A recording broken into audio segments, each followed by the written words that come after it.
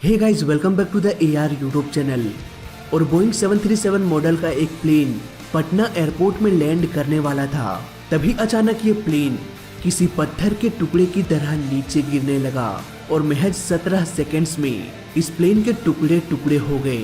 ATC को भी समझ में नहीं आया कि आखिर ये हुआ क्या। प्लेन का दोनों इंजन रनिंग कंडीशन में था, फिर भी ये प्लेन क्रैश हो गया। आखिर क्या हुआ था उस रोज पटना के जयप्रकाश एयरपोर्ट में, जानेंगे पूरी कहानी बारीकी से इस केस स्टडी में। नेताजी सुभाष चंद्र बोस इंटरनेशनल एयरपोर्ट कोलकाता, 17 जुलाई सन 2000। बोइंग 737 मॉडल का एक plane Alliance Air flight 7412 Netaji Subhash Chandra Bose international airport से उड़ान भरा। इस प्लेन को पटना के लोकनायक जयप्रकाश एयरपोर्ट में लैंड करना था। इसके बाद लखनऊ से होते हुए इसे इंदिरा गांधी इंटरनेशनल एयरपोर्ट दिल्ली में लैंड करना था। सुबह के 6:05 52 पैसेंजर्स और 6 क्रू मेंबर्स के साथ ये प्लेन कोलकाता से उड़ान भरा। मौसम बिल्कुल साफ था। करीब 7:20 में ये प्लेन पटना एयरपोर्ट के एरिया में दाखिल हो गया। इस वक्त प्लेन का एल्टीट्यूड लगभग 7500 फीट था। रनवे पर कोई भी ट्रैफिक नहीं था, इसीलिए ATC ने एलायंस एयर को डिसेंट करने के लिए कहा। साथ ही साथ उन्हें रनवे 25 पर लैंडिंग करने की इजाजत भी मिल गया। 7:26 में ये प्लेन करीब 4000 फीट के एल्टीट्यूड पर आ गया और रनवे 25 पर लैंडिंग करने को तैयार हो गया। करीब 5 मिनट बाद ये प्लेन एयरपोर्ट के बेहद नजदीक आ चुका था। प्लेन एयरपोर्ट के सेंटर लाइन से एकदम सटीक तरीके से अलाइन हो गया। लेकिन फिर अचानक कैप्टन ने ATC से कहा कि हम 360 डिग्री टर्न लेना चाहते हैं। ATC ने इसकी इजाजत दे दिया। पायलट ने गो अराउंड का डिसीजन लेते हुए अचानक से प्लेन को लेफ्ट की ओर मोड़ दिया, लेकिन प्लेन लेफ्ट की ओर मुड़ने के बजाय ये तेजी से नीचे की ओर गिरने लगा। पायलट्स लगातार कोशिश कर रहे थे कि किसी तरह से इस प्लेन को कंट्रोल में ले आए, लेकिन अफसोस ऐसा हो नहीं पाया। कुछ ही सेकंड्स में ये प्लेन एयरपोर्ट के नजदीक गर्दनी बाग में क्रैश हो गया। प्लेन इतनी तेजी से टकराया कि इसके 4 टुकड़े हो गए। ऐसे में प्लेन में बैठे यात्रियों के साथ क्या हुआ होगा, ये सोच के ही डर लगता है। प्लेन के टकराने की एक तेज आवाज सुनाई दिया। ATC ने तुरंत ही इमरजेंसी डिक्लेयर कर दिया। अब तक प्लेन में आग नहीं लगी थी। प्लेन के टैंक में करीब 5.5 टन फ्यूल अब भी मौजूद था और प्लेन के कई टुकड़े हो जाने के बाद ये फ्यूल पूरे एरिया में फैलने लगी। फाइनली जिसका डर था वही हुआ। अचानक एक शॉर्ट सर्किट की वजह से आग लग गई और देखते ही देखते प्लेन का पूरा मलबा किसी चिता के समान जलने लगा। उस चिता के अंदर अब भी सारे लोग जिंदा लेकिन घायल थे। ये प्लेन क्रैश एयरपोर्ट से करीब 5 से 6 किलोमीटर दूर हुआ था, इसीलिए आग बुझाने वाले गाड़ी को ही घटना स्थल पर पहुंचने में 5 से 6 मिनट का वक्त लग गया। 5 से 6 मिनट, ये वक्त सुनने में भले ही कम लगता हो, पर उन पैसेंजर्स के लिए हर एक पल, हर एक सेकंड 1 साल के जैसे बीत रहा था। अब तक पैसेंजर्स अपनी आखिरी सांसें गिन रहे थे, इस उम्मीद से कि कोई तो आएगा और हमें बचाएगा, लेकिन इस आग ने जीने की आखिरी उम्मीद को भी बुझा दिया। पैसेंजर्स इस हालत में नहीं थे कि वो खुद चल के प्लेन के मलबे से बाहर आ सके। उनके पास अब मौत का इंतजार करने के अलावा और कोई भी रास्ता नहीं बचा था। करीब 6 मिनट बाद फायर फाइटर की गाड़ी पहुंच तो गई, लेकिन करीब 3 मिनट पानी डालने के बाद पानी का पाइप ही खराब हो गया। इसके बाद एक मैकेनिक को एयरपोर्ट से बुलाया गया। जब तक ये रिपेयर हुआ तब तक सभी लोगों की जान शायद जा चुकी थी। रिपेयरिंग के बाद टैंक में पानी भी खत्म हो गया। इसके बाद फायर फाइटर को फिर से एयरपोर्ट में पानी भरने के लिए भेजा गया। अब तक करीब 1 घंटा गुजर चुका था।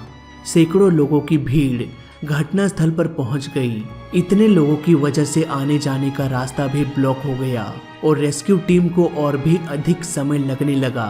वहां मौजूद आई विटनेस का कहना था कि सैकड़ों लोग फायर फाइटर की गाड़ी में, उसके छत पर, इवन एम्बुलेंस के छत पर भी चढ़ के लोग देख रहे थे ताकि अच्छा व्यू मिल सके। पता नहीं उन्हें कौन सा सुख मिल रहा था, जिंदा लाचार जलते हुए लोगों को देखकर।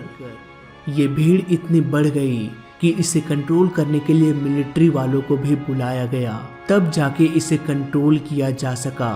घंटों की मेहनत के बाद आग पर तो काबू पा लिया गया, जीने की उम्मीद लिए उन पैसेंजर्स की जानों को नहीं बचाया जा सका। प्लेन में आग लगने से पहले मलबे से 7 लोगों को जिंदा निकाला गया, लेकिन ट्रीटमेंट के दौरान ही उनमें से 6 लोगों की जान चली गई, सिवाय एक पैसेंजर की। आई विटनेस की माने खुद अपने पैरों से चल के मलबे से बाहर आ रहा था, उसे बस मामूली सी चोट लगी थी। हर बार की तरह इस बार भी अधजले लाशों का डीएनए टेस्ट करके उनके घर वालों को अंतिम संस्कार करने के लिए सौंप दिया गया। अब भी लोगों के मन में सवाल घूम रहा था, सवाल कि ऐसा क्यों हुआ, सवाल ये कि गलती किसकी थी। पायलट्स कॉकपिट में क्या कर रहा है, कौन कौन से कंट्रोल को पायलट ने यूज किया, छोटे से छोटे बारीक बदलाव को भी फ्लाइट डाटा रिकॉर्डर रिकॉर्ड करके सेव कर लेता है। वहीं कॉकपिट वॉइस रिकॉर्डर कॉकपिट में हो रहे सभी साउंड को, चाहे वो पायलट की बातचीत हो या फिर कॉकपिट में बजता हुआ कोई अलार्म हो, ये भी सारे वॉइस को रिकॉर्ड करके सेव कर लेता है। इसीलिए तो ब्लैक बॉक्स के छानबीन करने के बाद 90% केस सॉल्व हो जाता है। अलायंस एयर के ब्लैक बॉक्स को छानबीन करने के बाद जो कहानी सामने आई, आइए उसे भी समझ लेते हैं। घटना के कुछ दिनों बाद दोस्तों, इस केस की शुरुआत करते हैं जब प्लेन अपने एल्टीट्यूड को डाउन करना शुरू किया। 7500 फीट के एल्टीट्यूड पर ही प्लेन को रनवे 25 पर लैंडिंग कराने का परमिशन मिल गया। यहाँ पर प्लेन के इंजन को आइडल थ्रस्ट पर कर दिया गया, वहीं फ्लैप्स को 40 पर सेट कर दिया गया। दरअसल यहाँ पर सिचुएशन ये था कि प्लेन एयरपोर्ट के काफी नजदीक आ गया, जबकि इसका एल्टीट्यूड अब भी काफी अधिक था। प्लेन का इंजन आइडल थ्रस्ट में होने के कारण प्लेन को थ्रस्ट नहीं मिल रहा था, वहीं फ्लैप्स को 40 पर सेट कर देने के कारण प्लेन का स्पीड और भी स्लो होने लगा। यहाँ पर उन्हें लगा होगा कि ऐसा करने से प्लेन का एल्टीट्यूड कम हो जाएगा और ये अपने ग्लाइड स्लोप पर पहुंच जाएगा। पर ये ग्लाइड स्लोप आखिर होता क्या है? दोस्तों, 2.8 से 3.5 डिग्री के बीच के एंगल को ग्लाइड स्लोप कहा जाता है। प्लेन को इसी के बीच से होकर लैंड कराया जाता है। अगर कोई प्लेन अपने ग्लाइड स्लोप से ऊपर चला जाए तो ऐसे में वो रनवे के स्टार्टिंग में लैंड नहीं कर पाएगा और हो सकता है प्लेन को रोकते रोकते, ब्रेक लगाते लगाते ये रनवे से बाहर चला जाए। ऐसे कंडीशन में प्लेन क्रैश भी हो सकता है, जैसा कि मैंगलोर में एयर इंडिया के साथ हुआ था, नेपाल में यूएस बांग्ला के साथ हुआ था। इसलिए ग्लाइड स्लोप को मेंटेन रखना बहुत जरूरी हो जाता है। बात करें अलायंस एयर की, तो ये अपने ग्लाइड स्लोप से काफी ऊपर था। 7500 फीट के एल्टीट्यूड से ही पायलट लगातार ये कोशिश कर रहा था कि किसी तरह से प्लेन के एल्टीट्यूड को कम किया जाए। दोस्तों, ऐसे कंडीशन में पायलट्स गो अराउंड यानी कि एयरपोर्ट का एक चक्कर लगा के वापस से अपने एल्टीट्यूड को मेंटेन करते हुए प्लेन को ग्लाइड स्लोप में लाना होता है। लेकिन अलायंस एयर के पायलट ने ऐसा नहीं किया। उन्होंने 7500 फीट के एल्टीट्यूड से ही बस यही कोशिश कर रहा था कि किसी भी तरह से प्लेन के एल्टीट्यूड को डाउन किया जाए, न कि गो अराउंड किया जाए। और ऐसा करने के लिए उन्होंने प्लेन के इंजन को आइडल कर दिया, यानी कि न्यूट्रल कर दिया, यानी कि प्लेन को अब पावर नहीं मिल रहा था। इसके अलावा फ्लैप्स को भी फुल कर दिया गया। अब प्लेन का स्पीड धीरे धीरे स्लो होने लगा, वहीं इसका एल्टीट्यूड भी डाउन हो रहा था। फाइनली 1280 फीट में आने के बाद पायलट को ये एहसास हुआ कि अब वो एयरपोर्ट के काफी नजदीक आ चुका है। प्लेन एयरपोर्ट के लगभग 2 किलोमीटर की दूरी पर था। ऐसे में प्लेन रनवे पर लैंड नहीं कर सकता था। यहाँ पर प्लेन का एल्टीट्यूड 600 से 700 फीट के अराउंड होना चाहिए था। देखा जाए तो अब पायलट के पास कोई भी ऑप्शन नहीं था, वो लैंडिंग प्रोसीजर को फॉलो नहीं कर रहे थे। यहाँ पर पायलट ने एक और गलती कर दिया। उन्होंने एटीसी से परमिशन मांगा कि हम 360 डिग्री टर्न लेना चाहते हैं। इसके बाद उन्होंने प्लेन को लेफ्ट की ओर अचानक से मोड़ दिया। दोस्तों, यहाँ पर हमें सिचुएशन को समझना पड़ेगा।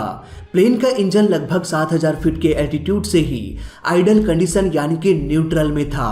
प्लेन को पावर नहीं मिल रहा था। इस प्लेन को 1300 फीट के एल्टीट्यूड पर लाया गया और फिर तेजी से लेफ्ट की ओर मोड़ने के दौरान भी प्लेन का इंजन आइडल कंडीशन में ही था, यानी कि प्लेन का स्पीड बहुत धीमा होने लगा। ऊपर से फुल फ्लैप्स होने के कारण ये फ्लैप्स एक ब्रेकिंग सिस्टम का काम करने लगा था, जो प्लेन के स्पीड को और भी धीमा करने लगा। पायलट को भी इस बात का एहसास था, इसीलिए उन्होंने प्लेन को लेफ्ट की ओर मोड़ने के तुरंत बाद थ्रस्ट लीवर को बढ़ा के फ्लैप्स को 14 पर सेट कर दिया।